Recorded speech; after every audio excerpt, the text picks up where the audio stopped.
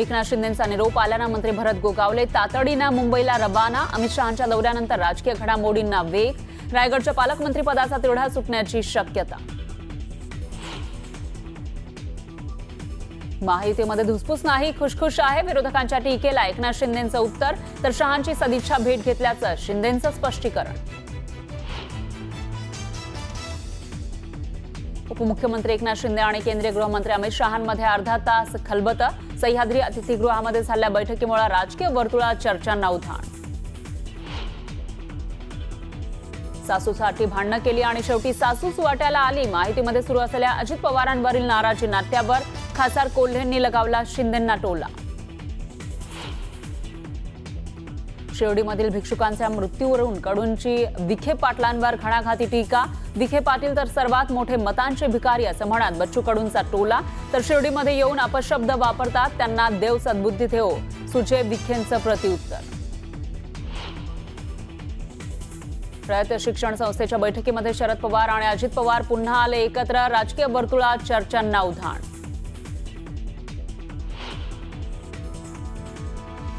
मुंबई शिवसेना युबीटीला मोठा धक्का। संजय घाडी आणि संजना घाडींचा कार्यकर्त्यांसह शिवसेनेत प्रवेश।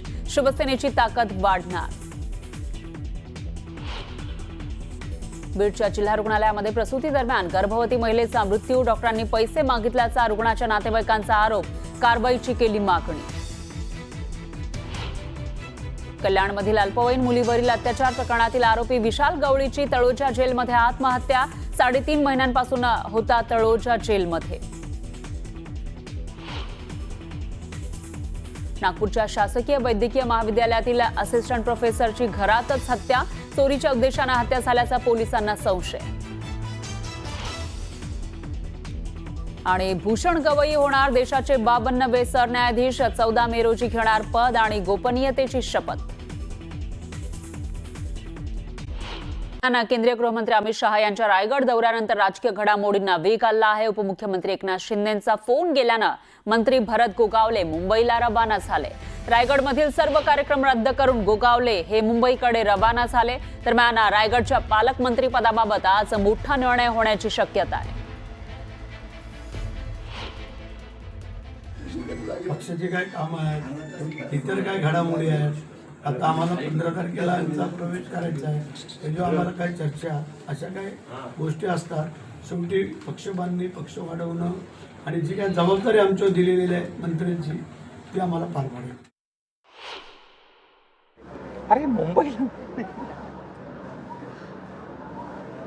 आमचं काम तुम्ही फार म्हणजे आमच्या मनामध्ये काय, भरत गोगावलेच्या मनामध्ये काय, कोणाच्या मनामध्ये काय ते तुम्ही बातम्याद्वारे चालवता। अरे तुम्ही हे चालवा ना। आता हे नवीन नवीन प्रवेश होत आहेत, विकास होतोय, चाललंय सगळं कालचं, हे सगळं चालवा। तर रायगडच्या राजकारणामध्ये पुन्हा एकदा ट्विस्ट पाहायला मिळतोय। राष्ट्रवादी काँग्रेस शरदचंद्र पवार पक्षातील श्रीवर्धन मतदारसंघातून मंत्री अदिती तटकरे यांच्या विरोधामध्ये निवडणूक लढवलेले अनिल नवगणे शिंदेंच्या शिवसेनेत प्रवेश करणार आहेत।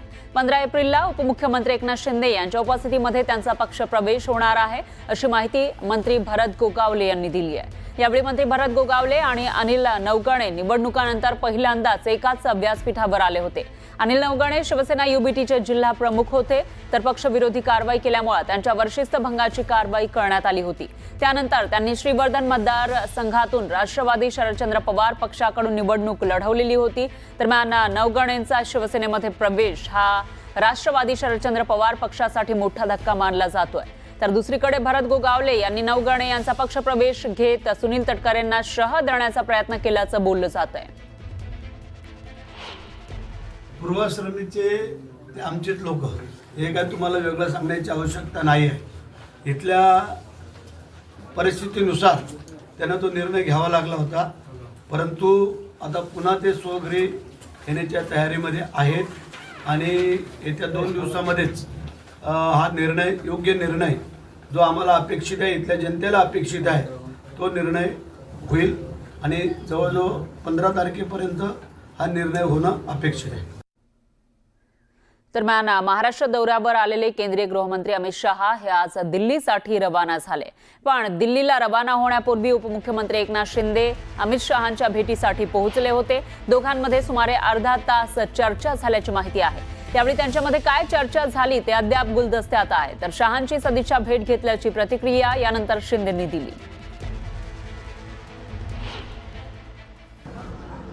केंद्रीय गृहमंत्री सहकार मंत्री अमित शाह साहेब हे आमच्या NDAचे आणि महायुतीचे नेते आहेत.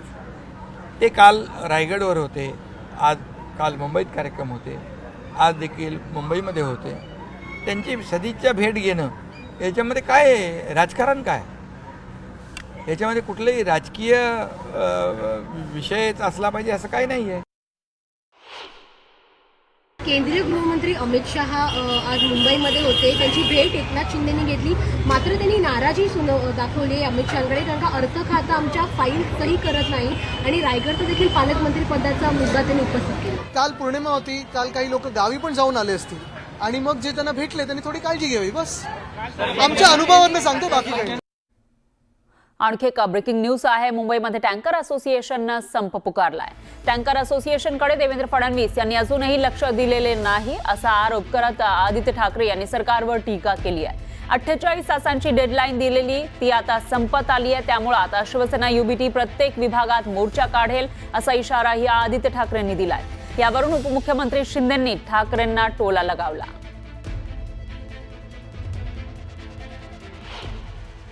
आता मुद्दा असा झालाय की हा टँकर असोसिएशनचा संप त्यांनी 1 आठवड्याची नोटीस देऊन देखील सरकार काही हल्लं नव्हतं. मुंबई महानगरपालिकेमध्ये जे प्रशासक आहेत ते मुख्यमंत्र्यांच्याच आदेशावर चालतात आणि मुख्यमंत्र्यांनी अजूनही मुंबईची एवढी हत्या होते, आर्थिक हत्या होते, तरी मुख्यमंत्र्यांनी लक्ष न देण्याच्या मला वाटतं ह्याच्यापेक्षा अजून दुर्दैव कुठचं नसेल. मी 48 तासाची जी डेडलाईन दिली होती हा संपात तोडगा काढण्यासाठी, ती आता संपत आलेली आहे आणि ह्या आठवड्यात अनेक वॉर्ड्समध्ये, मला वाटतं प्रत्येक वॉर्डमध्ये शिवसेना उद्धव बाळासाहेब ठाकरे पक्ष आणि सगळे नागरिक हे वॉर्ड ऑफिसरवर मोर्चा काढून जाब विचारणार की तुम्ही या पाण्याचा तोडगा काढला का नाही, या समस्येचा तोडगा काढला का नाही. मोर्चा कुणी काढायचा? अरे 15-20 वर्ष तुम्हीच होते ना, 15-20 वर्ष तुम्हीच होते. आम्ही तर आमच्या काळात रस्ते धुतले जे ब्रिटिश काळात धुवायचे. आम्ही तर रस्ते धुतले, स्वच्छ केले प्रदूषण कमी करण्याच्या दृष्टीने. तुम्ही तर 15-20 वर्ष तिजोरी धुतली. आम्ही रस्ते धुतले, रस्ते स्वच्छ केले, तुम्ही तिजोरी साफ केली. हा फरक आहे. त्यामुळे काय कुणाकडे मोर्चा काढताय तुम्ही? एवढे वर्ष काय केलं हा हिशोब या निवडणुकीमध्ये जनता विचारल्याशिवाय राहणार नाही.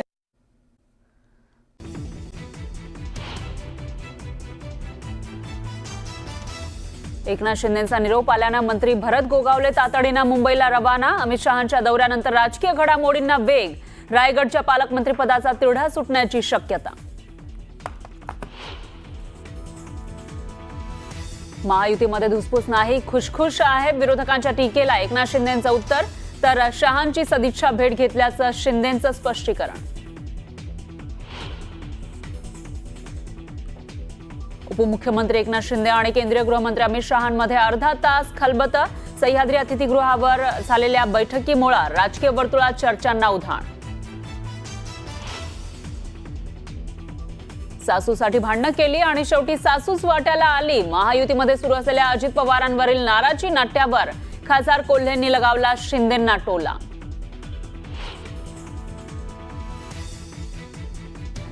शिर्डीमधील भिक्षुकांच्या मृत्यूवरून कडूंची विखे पाटलांवर घणाघाती टीका. विखे पाटील तर सर्वात मोठे मतांचे भिकारी म्हणत बच्चू कडूंचा टोला. तर शिर्डीमध्ये येऊन अपशब्द वापरतात त्यांना देव सद्बुद्धी देव, सुजय विखे पाटील यांचं प्रत्युत्तर.